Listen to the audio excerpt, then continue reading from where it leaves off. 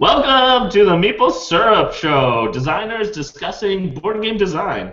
And we're on to episode 4, so thanks for watching. We're going to be talking about Ameritrash games with special guests Gavin Brown, Eric Lang, and our regular hosts, Jay and Sen, the Bamboozle Brothers. Jay, you want to say hi? Yo, yo, what's up? So, episode 4 is all good geeks should know is when things really start to get good. If all the episode 4s we're familiar with.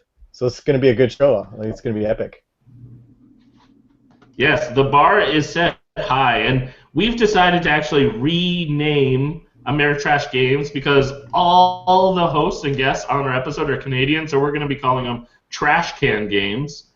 Sen, why don't you say hi and maybe share your favorite trash can game?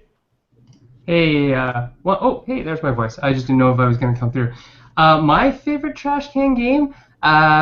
That's a good question. I really enjoy actually Eve's game Blueprints. If that actually is a trash can game, it's Canadian, and it's probably my favorite one that a Canadian has designed so far. How about you, Jay? What do you think? Canadian games. Wow, Canadian games. Well, let's see. You're gonna have to come back on that one. I didn't know I had to come prepared. Seriously, I thought of it on the fly, and I thought I'd just put a little pressure on us because we always put the pressure on our guests. Maybe I'll switch the question while people think. What games have you been playing so far this week? Jay, why don't you tell us what you've been playing? Because I know what Sen and I have been playing all weekend, and so we'll be talking about prototypes. But how about you first? Well, I'll make it as a little bit of a trivia game. So I played a Richard Breeze game, but not the one you're thinking of. I was thinking of nothing. What was I supposed to be thinking of? I don't know, like maybe Keyflower or Key Market. Oh, true. Cathedral or. Yeah. So, but no, this is a blast from the past. I played this game. Oh, Board Game Geek game! Wow. Yeah, pretty funny. I've actually never played it. Is it fun? It was pretty good. I mean, it's a bit chaotic and whatnot, but it was fun and it was very geeky. It was super pasted on as far as like it didn't matter what it was, but the art in the background is super awesome because there's tons of little callouts for all sorts of board games, like taking elements from it. So that part was at least fun, but the game was cute. I know Sen and I have been playing a lot of prototypes because this weekend we actually went away with a lot of Game Artisans of Canada designers. I think I played about 20 different prototypes and a few multiple times. But Sen, why don't you tell us a little bit about some of your favorites that you played? Some of the favorites for me were Aeon by Louis-Nicole Doisy. He's a game designer from the Ottawa area, also a video game designer. If you're looking for a good little app to play on, he did Sword and Penguin. But Aeon is an two-player abstract game, and I liked it so much that I hooked him up with Hoosh and Friends. So hopefully that may come to something. Eves, who designed Blueprints, always makes the wickedest prototypes. So I really enjoyed playing Magnus Duck, as well as I did like Express Delivery this time 100% more than I liked it last time. So it's been a year since I played it, and it's 100% better. So every time that we see prototypes from our fellow game artisans, they just get better and better and better. So I really enjoyed playing those. Daryl, what about you? Yeah, I mean, one of my favorites was playing Bomb Squad Academy, which is on Kickstarter as a stretch goal for Bomb Squad. So that was really fun getting to play that and testing out really the finished product. They're just really trying to put it through its paces to make sure the game is pitch perfect. Another game, you mentioned Eves, I really enjoyed. He has a card game called The Forgotten Gods, and that was a really fun one that I played with Daniel, the co-designer of Bomb Squad Academy. So those were a couple highlights, but seriously, the bar was really high. It was like almost every game I played, I could see that being on the shelf, and we're just trying to make them even 5% better. So I thought it was really great. So. But how about we bring in our guests and see what games they've been playing? So how about Gavin and Eric are here. I'll go first to Gavin. If you unmute. Whoa, there's a chicken going on here. Or or rooster. Obviously, it's a rooster. Gavin, if you unmute yourself, you want to tell us a little bit about what games you were playing this week? Oh, one sec. Oh, we lost him. The rooster was too much. How about Eric? Eric. Oh, he's back. There he goes. Man, I've been sitting in that mask for like 5 minutes. What I've been playing is not an iPhone game, an app on from the Google Store called Five Nights at Freddy's, and it's an indie game, obviously, and it's also available on Steam. And what it is basically a minimalist, very, very, very elegant survival horror game. Where you're basically the night security guard at like a Chuck E. Cheese, so the theme is just absolutely awesome. And so you're just sitting there, all you have is a little room. You're just sitting in your security guard room, and you have a camera panel that you can access, but you can only be looking at one camera out of like 16, or the left side of your security room, or the right side of your security room. So you can look around the cameras, and what happens is at night these animatronic robots like come into, like, they try to kill you, basically. They malfunction and try to kill you. So you are basically looking, and you have a certain amount of power that you need to make it till the next day before consuming all your power, because the place is on backup generators at night. And so all you can turn the lights on and off in the hallway and just check the cameras, and it is extremely terrifying.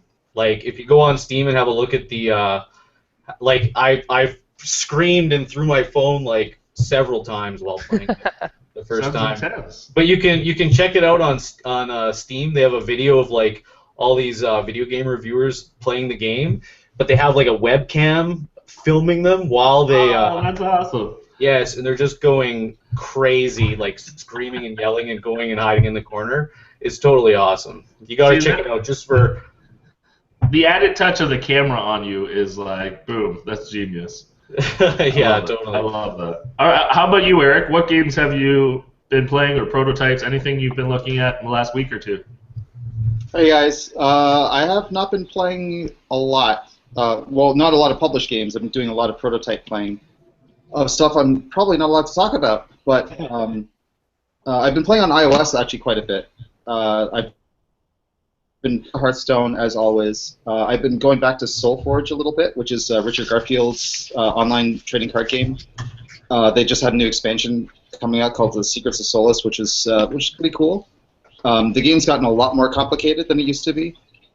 I'm not. It might have been a little. It might have gotten a little bit too complicated for me, but it's still fun. Still fun. Love Hearthstone. I've been playing Star Realms actually quite a bit. Star Realms on iOS.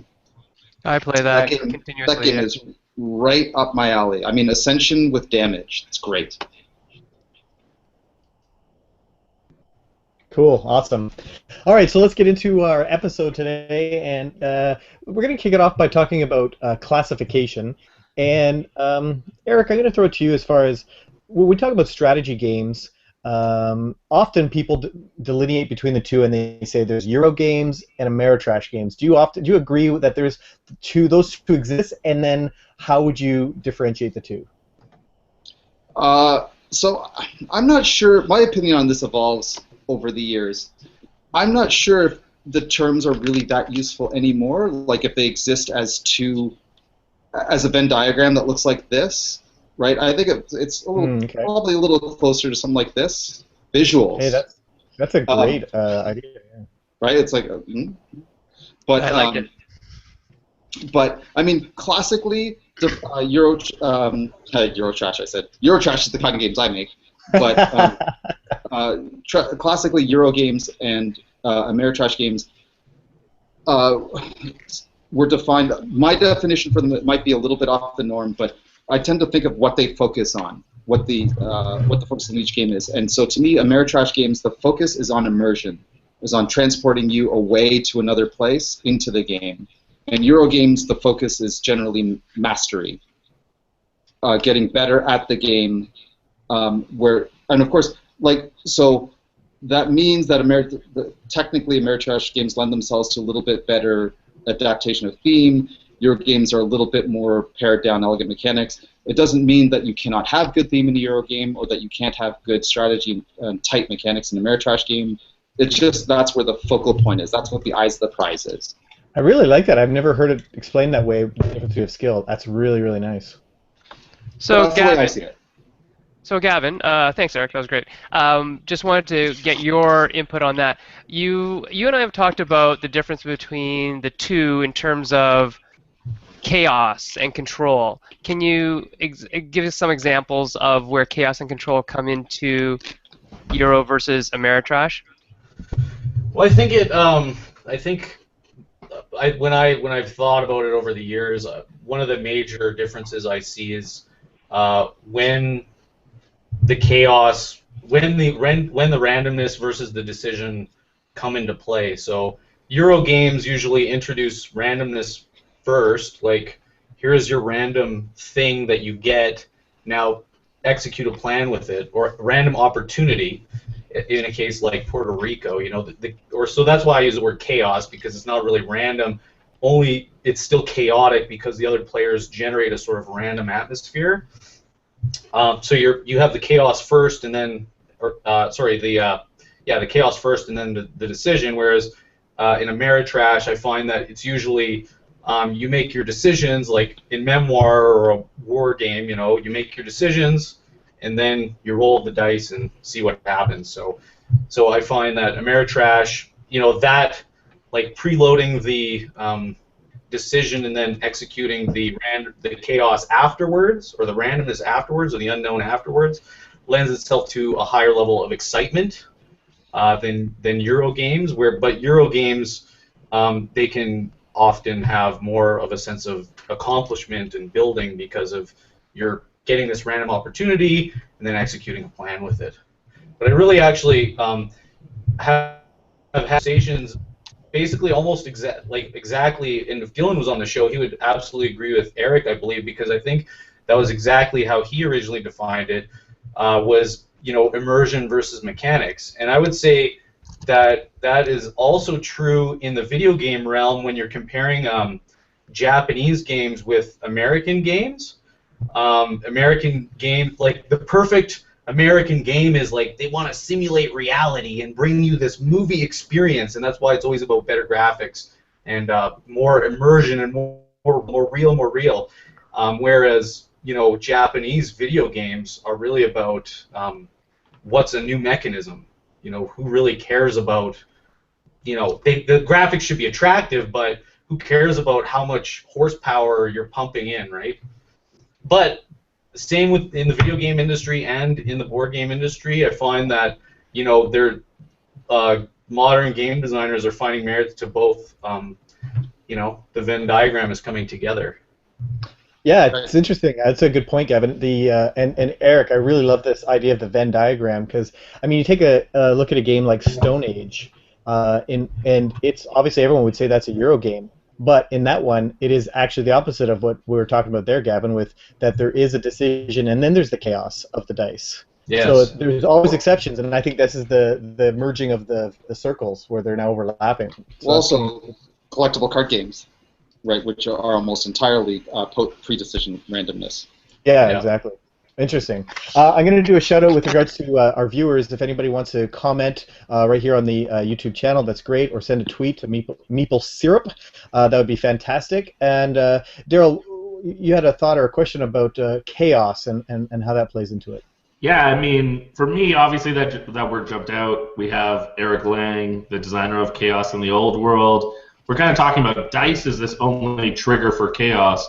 I wonder, Eric, do you want to talk a little bit about other implementations of chaos, or implementations of something that mixes it up that often is associated with fun games? With fun games? fun Not those non-fun games. Sure. Sorry, I'm not 100% sure I understand the question. Do you want me to just kind of free associate about chaos? Yeah, I can totally do that. Yeah, well, I'm just saying because our viewers are often designers and they're thinking through maybe some of the limitations. You know, sometimes we only think of dice as our medium for chaos. What are some other ways that people are implementing chaos in a good way, maybe yourself included? Well, I mean, so fundamentally, right, chaos is the surrender of control, right? So any element in a game that you do not have full control over is chaos, and that is a pretentious designer way of putting it is variance or variation, and that can come into play. I mean, there's a ton of levers you can pull to make chaos exciting and fun. Why I would like, of course, yeah, I would like chaos can be fun. Almost any mechanic or any play pattern can be fun. To me, context is everything. So chaos is great for games where you don't necessarily want to be too intense, too mentally intense, or too much of a competition, or too much of an, have too much player investment in skill. So like political games work very well like that, like Game of Thrones, Diplomacy, Cosmic Encounter, which is my favorite Ameritrash game, where it's the chaos is introduced in those type of games just by player dynamic, right? The play is all over the table because for every player there's X number of other players who can agree to make your life miserable. That's chaos, right? And so you don't have control over everybody else's actions. That's chaos. That's not part of that is not built into the game mechanics, but is clearly implied. The other stuff is pretty obvious stuff, like card draws, randomness, random board setup is as fun as anything slot oriented is kind of fun. I use Couriers and Marvel Dice Masters, which are games that are nothing but buckets of dice. Yeah. They're chaotic, they're crazy chaotic, but and they have 2 levels of chaos. You have to draw a bunch of dice from a bag randomly, and then you have to roll them to see what happens. Right. We use that double level of chaos that of variance that we use in those games is for all intents and purposes, to simulate hidden information, right? So even though you know exactly what your opponent has access to in their bag, and you know that, like in games like deck building games, are going to draw all of it. The fact that there are 2 levels of randomness means you cannot overplan. But on the other hand, like Gavan was talking about earlier, all the decision making is post-randomness. You roll your dice, then you make your choices. Roll your dice, generate your pool of mana, then make your little strategic choices. And you get to optimize for that turn, so you get to crunch through all that, and that's fun. But you have to limit your forward. You have a strategy overall, but you have to limit it and be more adaptable because there's 2 levels of randomness. Cool. So I can do that as a wrap later. yeah. I wanted to ask Gavan, what do you think makes a Canadian game, seeing as we're talking to all Canadian designers here tonight? What is a Canadian game to you? I would say a game that's good. Hey. Well, now we've just lost all our viewers. No, we actually gained one. No, We gained one. I think it's an exciting time because I think Canada's an up-and-coming force to be reckoned with in terms of game design. Obviously, with Eric Lang leading the charge. Go, Eric! Leading the charge. And I don't know if we have a really a style yet, do we? I mean, we do. In terms of the Venn diagram, I don't think that we are. I think that we are very much the overlapping of both of those. So people are just our Canadian designers are just using interesting mechanisms to create interesting games, as far as I've seen. I mean, our games have lower crime, fewer guns. Yes. They tend to be kind of apologetic, very polite.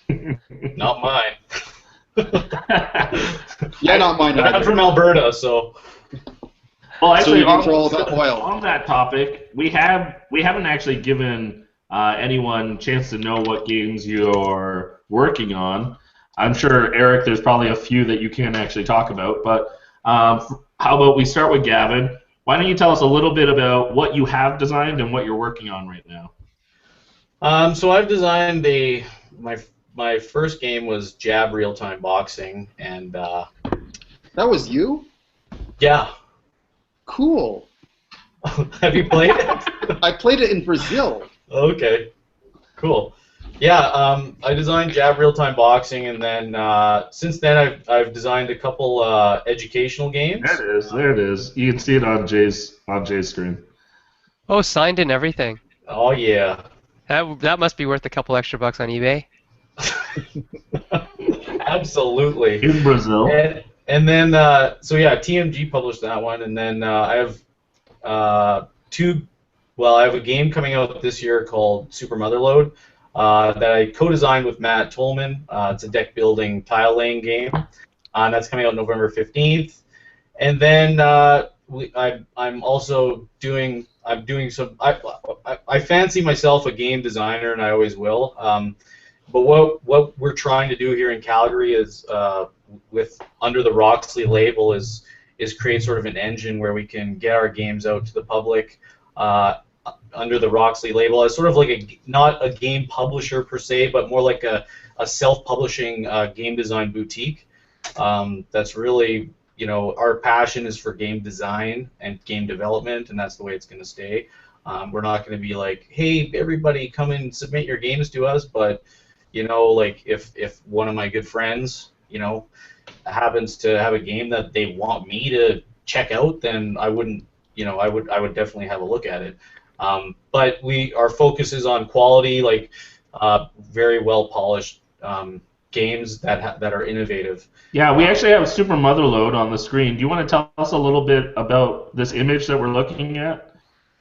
You can see down on Sens. That's the board.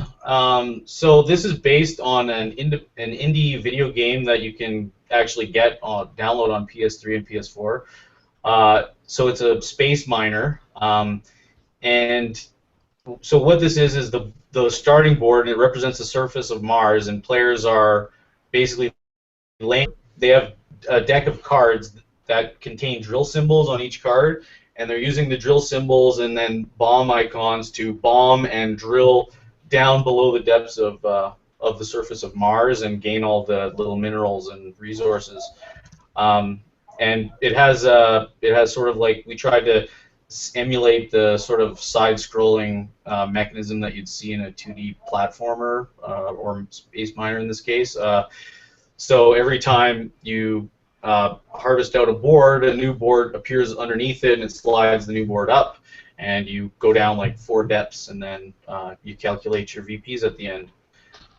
So this is a game that I've been working on for about 2 years now, and the last year has been like just a lot of development, lots and lots of iterations, and that's like, I would say something that I really covet about Eric's position is that he's able to maybe offload some of that development work to a publisher, whereas in the terms of like our initiative here is we're trying to do the development. We are doing the development on our own, so it's pretty heavy labor in terms of you just got to play the game hundreds and hundreds of times, and you got to really.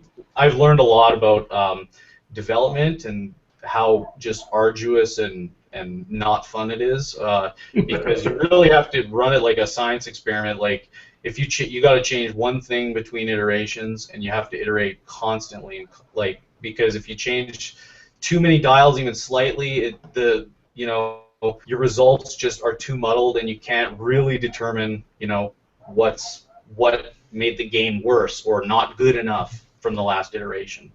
Anyways, that's what I'm doing. Wow, that's awesome, Gavin. That's quite the load you have, if you will. Thank you. Yes. That's what he said. So, Eric, what kind of load do you got going on? So, a little bit about what you're well known for. Most of us know, but just for those that don't, what you're known for. And then I know a lot of things designing and working on, but what are a few things you could at least hear? Maybe debut. Maybe we get the scoop on something here. Oh yeah, sure. Well, so in fact, so this came in the mail today. Gotta hold it up a bit. Nice. Whoa, Conquest. I just got it. It's so fresh. I haven't even opened it yet. Wow. Do you want to do an unboxing live on the air? Sure, but As you're talking. yeah. So the Warhammer Conquest living card game. This game, I actually finished this game a year and a half ago. Right. And I have to go read the rulebook now to remember how it plays. I've been there. Been there, done that. Awesome. I'm kidding. I'm so actually quite involved in this one. This is, I mean, it's a living card game. It is my 5th one for Fantasy Flight, and they get harder every time. Every one gets harder than the last one. Sure. Have you used all the mechanics now? There's none left? Well, the level of expectation just keeps going up, right? Like I can't repeat myself. I can never make a game that's worse than than any game that's come before, because then then I'm a hack and I suck. And yeah, it's not the Canadian way. It's not the Canadian way. Well, if it was, I'd apologize for it. So we've. And what about XCOM? Is that one coming out as well? XCOM is coming out in. I'm doing this because it's coming out Q4 2014. That is what I'm allowed to say. Yeah, we actually have an image of it on screen. Do you want to maybe give a little blurb about what it is? I'm sure many people know, but what makes it unique? So XCOM is a board game. No, sorry, I was going to go into PR mode here. So XCOM is probably the most frightening game I think I've ever worked on. Wow. It is. It scares the. Time is it? Scares the crap out of me. You're good. So it is a. It's a cooperative game. So based on XCOM. If you don't know what XCOM is, it's awesome. Just Google XCOM. It's Google XCOM. Enjoy. Hopefully buy the game. It's ridiculous. So this is a cooperative board game for 1 to 4 players. It's based off the XCOM franchise. It's not necessarily based off of Enemy Unknown. Okay. But and it's an adaptation, not a translation. So it is. This one is we zoom the camera way back, even back beyond the geoscape of the video game, and you guys are the 4 bosses of XCOM. You are the guys that the people in XCOM report to, and you have to manage the worst alien invasion at the worst possible time, when the world is already gone to heck in a handbasket. Like Fox News is running the world, basically, right? It's a terrible time. Terrible. And insult every demographic in this one. So So the thing that makes the game scary and terrifying is that it has a mandatory integrated app. So you must have an app to play the game, which is it can be run on your browser or your tablet or your phone. So like if you're watching this podcast, you can play it. Yep. But it's mandatory, right? And it's something that we haven't seen a lot of before, and it's sure gotten its fair share of resistance so far online. Yeah. I've I've checked out the Board Game Geek page a couple times, and I was, it was like playing Five Nights at Freddy's. That's how scary it was? Yeah, just the backlash and the angry people on there. Yeah. There's passion. Yeah, no, but that's good. Well, there you go.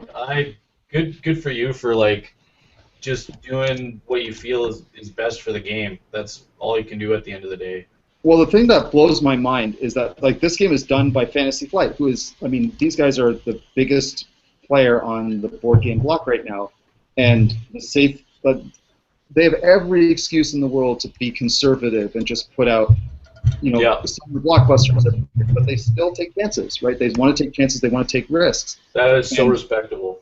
They usually put me on the riskiest games, and that's which I love, but it is scary. So anyway, the game is half of it's a 60-minute game, and half of it's in real time, half of it is in bullet time. and the real time is managed by the app, which is smart, contextually aware, and evil. It's just evil, right? I wanted to make the harshest possible AI that you can have, and make a game that was talking about Ameritrash, right? The essence of Ameritrash is in this game. The point of this game and why it has this app in it. It's a medium heavy complexity game, which the app makes medium light, without hiding any of the math. So like everything, all the mechanics and math you can suss out as players. But the reason why the app is taking all that away from you is to make all of the play over the table. And so to really put you guys in the position of the 4 commanders of XCOM while these UFOs are coming and blowing away the world in real time. And you guys are arguing about how to spend your money to beat them, right? And so everybody, like all the 4 roles were completely and utterly asymmetrical, which has kind of become my thing now. But like, it's so asymmetrical, it makes Chaos in the Old World look like chess, right? It's like the 4 completely different games just kind of fused together to play this, and it's scalable too, right? Are you saying this game is more popular than the game Jesus played? It maybe it is the game Jesus played. Maybe it is. Okay, on I that totally. Gavin, go ahead. I was gonna say that's something that I totally I'm interested in is taking different mechanisms from, like taking different mechanisms and such as real-time and turn-based, so different models of gameplay, and then different mechanisms like dexterity and real-time and decision-making, and potentially trying to cram them into one game. That totally interests me, because you see it in video games all the time and it works, but you don't see anybody doing it in board games, and why not, right? And I think I totally admire the risk you've taken here, because it requires an app, but the app serves a function, right? Like, part of the reason why real time is so difficult in board games is because the only timing mechanism is, like, the only thing to stop a player from performing as well as he physically can is just his physical ability. There is no mechanism, right? There's no timers, right? Like in an RTS or whatever, or in any video game, you move and it takes you X amount of time to move, right?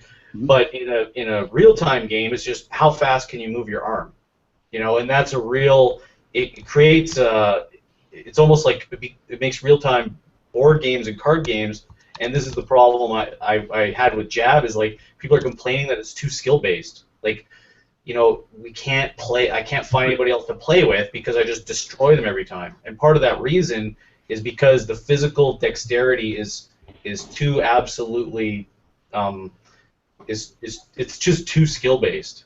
And so, like, when you introduce an app to the gameplay, like you've done with XCOM, you can start to introduce cooldown and, like, okay, stop.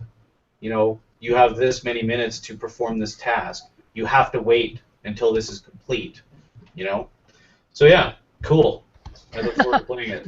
Okay. On that note, I just wanted to mention that out of all of us here, I do believe that you, Gavin Brown, are the only one that doesn't have an app-integrated game coming out soon. Jay and I do, and I know Daryl does. These are things that are kind of secret out in the air, and we know Eric definitely has one coming out with XCOM. What about you, Mr. Brown? Are you going to have an app-based game that requires a board and cards and parts as well? What do you think? I mean, here's the thing. It's kind of like this dilemma for me, because one thing that I think is so beautiful about board games is they're these encapsulated things. Like, you could play them in 20 years because you can take it out of a time capsule and play it, and you don't have to worry about if the operating system's compatible with the internet anymore and whatever. iOS 15 is compatible with the app or whatever. Like, I like that board games literally can be timeless, but the more board games, on the other side of that argument, like, there's so many games released now, new titles, like the life of board games, very few of them are becoming timeless, because there are so many more introduced, and it's, whether you think it's sad or really exciting, it is becoming more about what's new and what's interesting. And I think that's a good thing for game designers, because there's more opportunity. But it's kind of like, for me, it's like I see board games are to video games as books are to movies.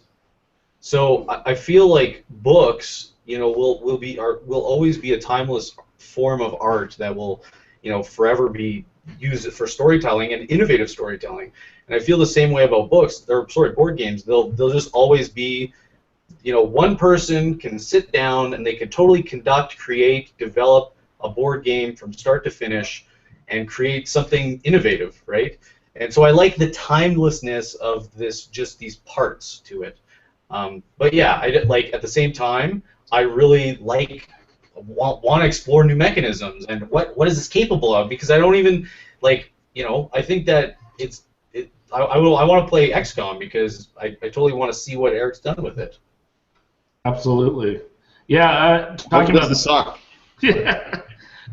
fancy technology, we asked people to send in questions, and I know, Jay, we received a question. Why don't you ask Eric our audience member's question? Absolutely, yeah. We're getting questions from the YouTube channel as well as from Twitter, and so the question is from Justin, and he's asking a question we've heard before. As designers, we've always heard this question about, what do you start with, a theme or mechanic?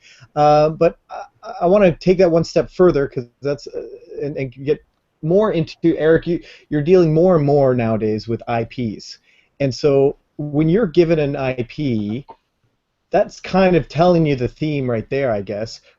How do you first start thinking about, okay, well, how do I make this a game? Like, what's your first process like?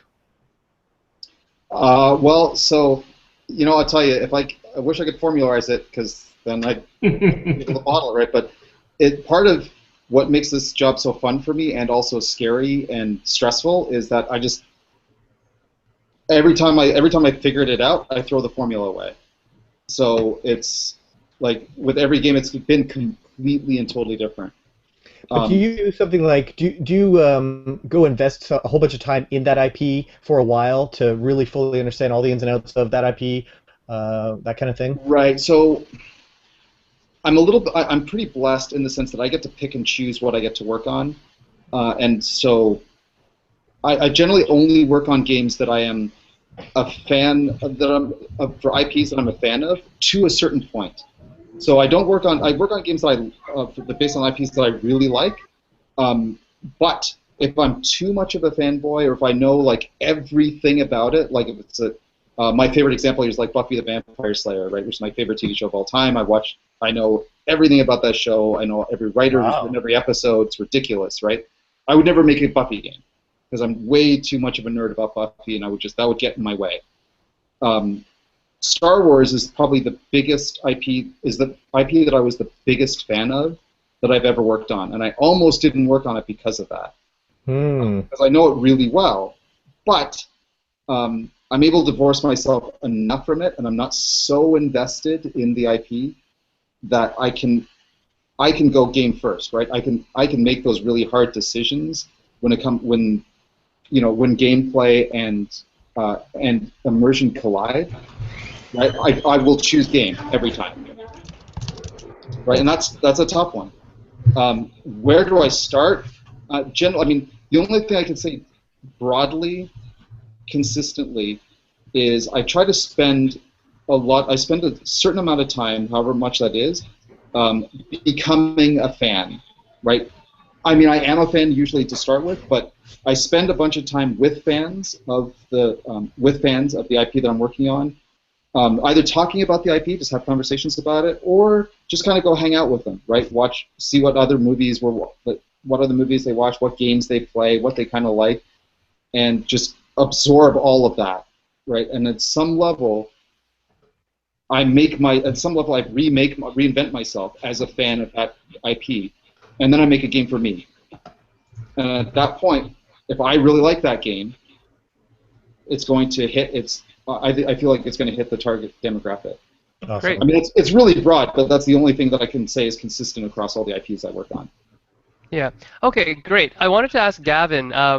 We've all actually, I think all five of us were sitting around the table eating barbecue in Buffalo a couple months ago. Buffalo Yummy. barbecue, and we had this conversation about artists, rock stars, and amateurs, or something like that that Eric started. But I wanted to ask it to you, Gavin, because you were part of that conversation as well.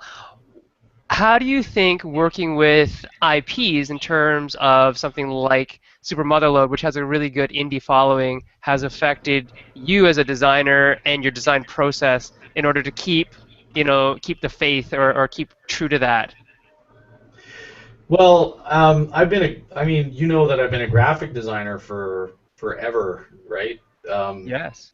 And I've been doing that since I was 16 years old. So for about 15 years, I've been doing graphic design and art, and a lot of that is for a client, right? So I in terms of developing Super Motherload, I feel like it still feels like my baby, but it's still kind of like the actually an artist once said the difference between art and graphic design is art is like masturbation and graphic design is like sex. Like you're trying to please the other party too, right? So you can't just please yourself. We've gone there already. Wow. It's not even It 12 must be yet. getting close to midnight.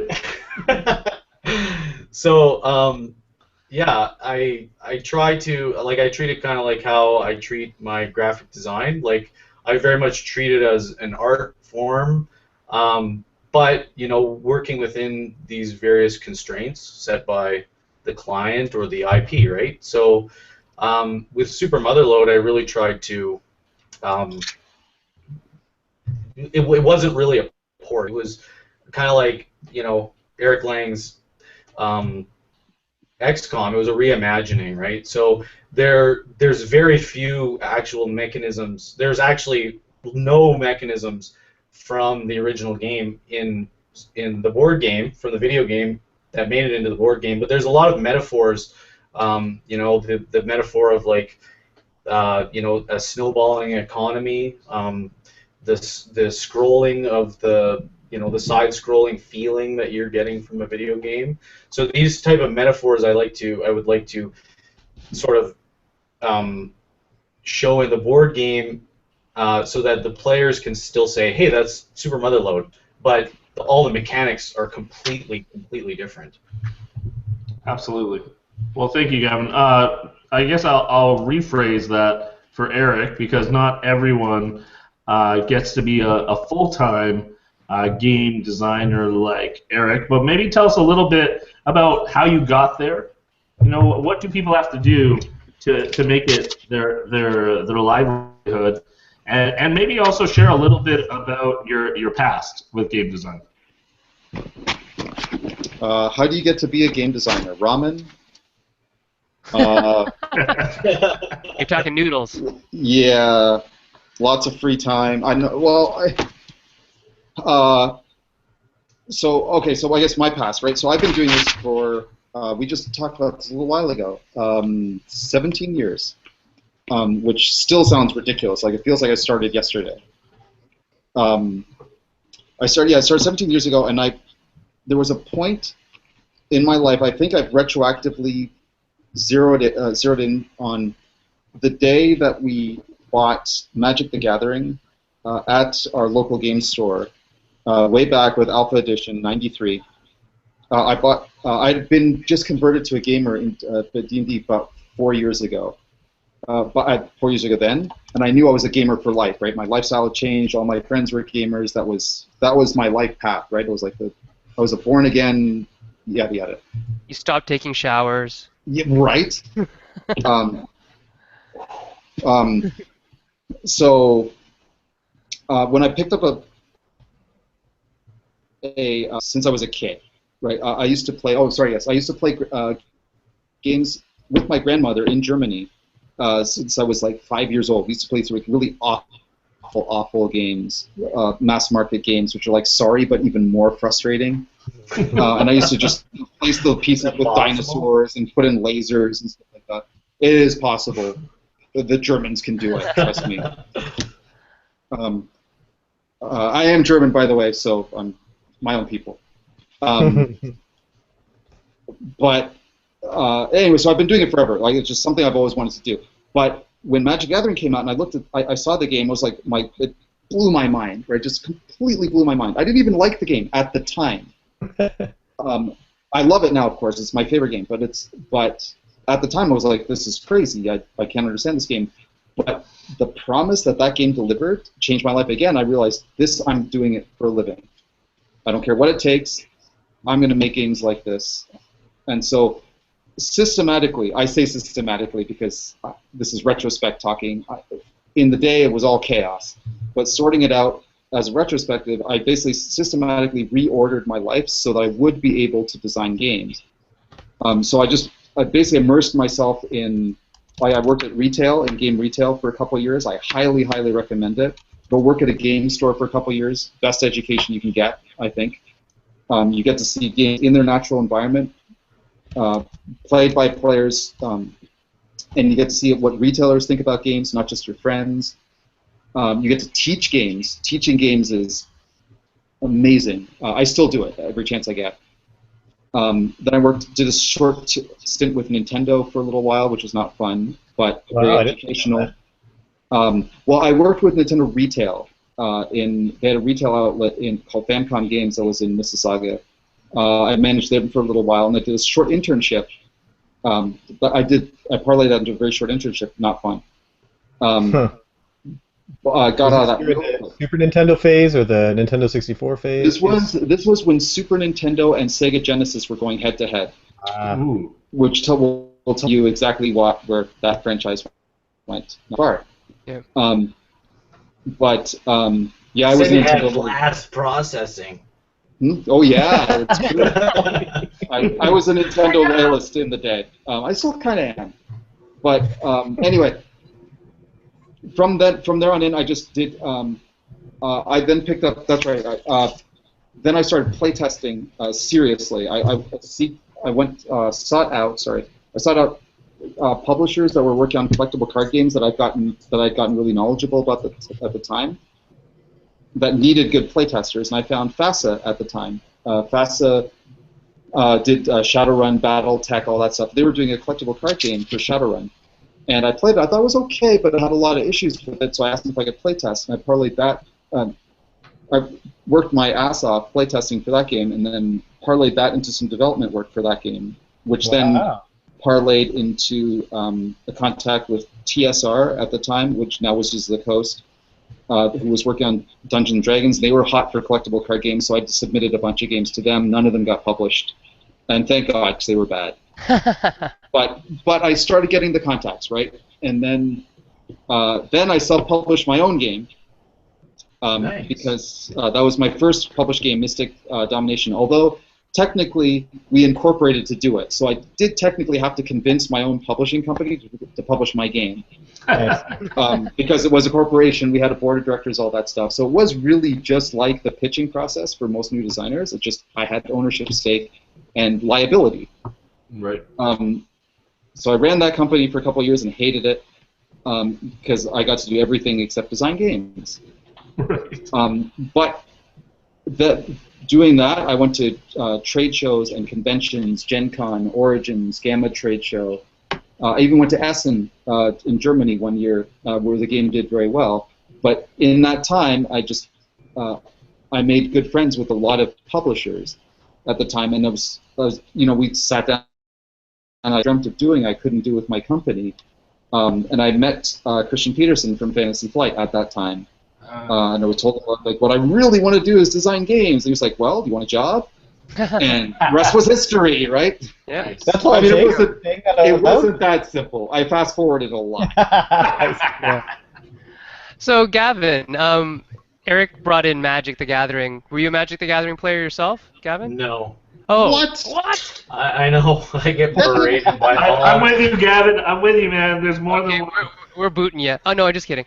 So I want to talk about cards because we talked about dice already as a randomizer. But what are your thoughts on cards as a randomizer? Do you like them better? Do you like them worse?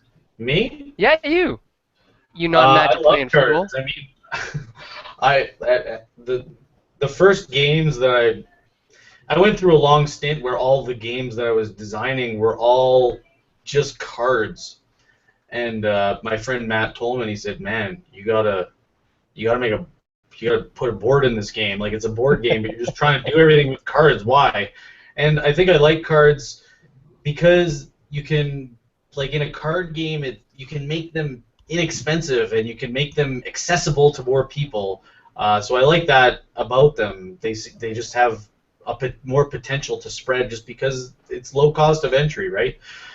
And I just find the deck of cards to be such an elegant mechanism. But yeah, I love cards. Gavin, Well, can I please some Gavin, advice? Oh, here we Yeah. go. You love cards? Play Magic. I mean, I've played Magic. Like I played it online and stuff like that. But I haven't I can't say that I'm a Magic player, right? You haven't I haven't. drinking the Kool-Aid yet. Yeah, I haven't like gone It's into. delicious. I haven't dipped in thousands of dollars into playing it, so I'm not So, a true Gavin, Magic Seeing player. as you're a game designer and an artist, when you're making your prototypes, this is kind of interesting. How crazy do you go on art and at the various stages of development? Take us through like alpha, beta, gamma kind of stages, and are you a little bit higher expectations for yourself on what everything? I used to go absolutely ape poo. Still before midnight here, but I used to go absolutely ape, and now I really just do the bare bones minimum. They're always very clean, but they're very very minimal. So I'll use Adobe Flash to create icons for everything, and I Really can flat. create. Yeah, actually, Flash is quite a very swift developing, or sorry, a swift illustration tool. If you know how to use it, it's much faster than Illustrator in my experience. Although I'm sure there's some Illustrator masters that are awesome. Anyways, I use Flash to develop the icons, save all the icons. Then I use Google Docs to save, to create all the content.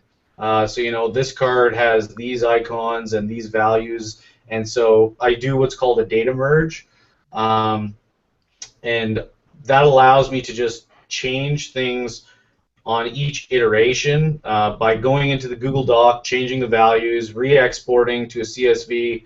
Then I go into InDesign and re-data merge it, Nice. and I can recreate a new full version of the game very quick. It's a little bit front end loaded in terms of setting it up because you got to set up the InDesign templates, but it really starts allowing you to crank through the iterations very quickly, especially if you need to change a bunch of stuff between iterations. Yeah, we have an example on the screen of some Super Motherlode cards. These are obviously the final ones that are going to be in the game. How many iterations did you go through in this example to get to the kind of state? Well, the prototype cards were just basically the artwork, which was not done by me. It's done by a talented artist named Scott Carmichael. And Eric's saying something about his cat. Yeah, I'll ask him about his cat in a minute. You keep going, Gavin. and so I didn't even do that art, but so they were just white cards with the illustration in the middle, and then some basic iconography on them. Then once the game's developed, so my cards still look very prototype-y, but the workflow I use Google Docs to manage all the game's content, and then I use data merging and InDesign. But once everything's done, then I apply the like the full skin and do all the actual art. But I will say that all of my templates that I used for my prototyping scale into the actual final artwork. So when I do the final artwork, I'm using those same templates. I'm just now applying the final artwork to those templates or changing those templates. So Cool. what I found is like I've really tried to make my workflow scalable, like scale into the publication process. So Good tip. yeah, I mean, Yeah, and I think Eric's showing us his prototype quality of his cards. Is that accurate, Eric? No words needed. No words needed. That is how good his cards get. But I'm an artist too. on that note, because I know Eric is kind of known as one of the like card gurus, like all the different card games and such. Why don't I know I've actually picked your brain on this topic a bit and learned many things from just anything from like functionality of cards or what kind of tips would you give people when it comes to communication? I remember you talking about use of colors and symbols and using different ways to communicate. Do you want to talk a little bit about how to make good cards? Oh, sure. I didn't realize there was homework. Hold on one sec. I'll do a quick unboxing because visuals are better than words. Nice. Sure. And this will probably be our last thing to chat about, but we will shoot an after show. So if Eric or Gavin is interested, they're welcome to join our after show. We'll probably wrap up after this, but we'll talk more on the topic of trash can games or Ameritrash games, and specifically how to design these medium to heavy games that have lots of theme and lots of fun. So here's Eric, as I was trying to buy him some time to show off these cards. Unfortunately, I was trying to locate the prototype that I just played with tonight, but I couldn't find it. I like seeing this. I like seeing early prototype. Yeah, this is excellent. Oh, you do? Then then give me 17 and a half seconds. All right. Wow. Hey, Gavin. yeah. Gavin, before we get that in, can you give one piece of really short advice to all the listeners who are novice game designers? What's one thing you wish you would have known walking into this field?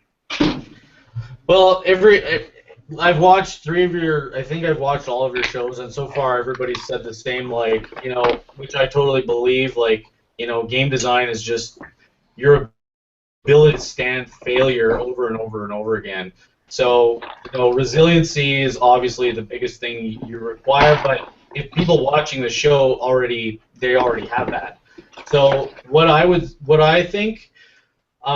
been coming to the realization, and this isn't a fully formed thought, and I would like Eric Lang's opinion on this, is Hello. I used to think that the science of game design was like, if we could solve the science of game design and unlock the human psychology, like what exactly makes people feel good in their minds when playing a game, that you would just be able to master the universe. Like you would be able to just create hit after hit after hit if you just had it down to a science. But lately, I've sort of went more into the direction of, what is a productive workflow?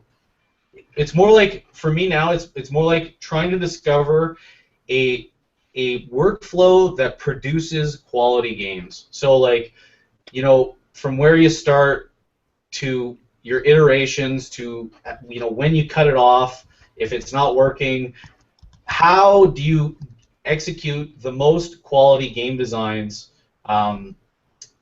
versus like just the knowledge. So throwing out the concept of like the science of board game design and more taking in like what is the most successful way for me to design games. So workflow versus the science, the study or the science of board games. So that's actually kind of my question for Eric, because you are a friggin' workhorse and you just crank out game after game after game lately. So I would like to know, like, what do you think about that? About being a horse? Gavin's taking over the host duties and grilling the other guests. I love it. I mean, that's a great question. I'd rather okay. See, cards So are. what do you think is more important? Understanding the science of game design or creating a workflow that is successful?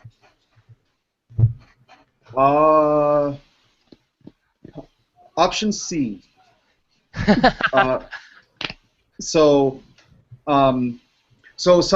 this is the art versus science question, right? And I believe that, like, is game design more art than science? Is it both? Blah blah blah blah blah. I think we're gonna get a visual soon. Very David French, right? Art, Yeah. science. Is that circle? It's fingers. It's fingers. I believe.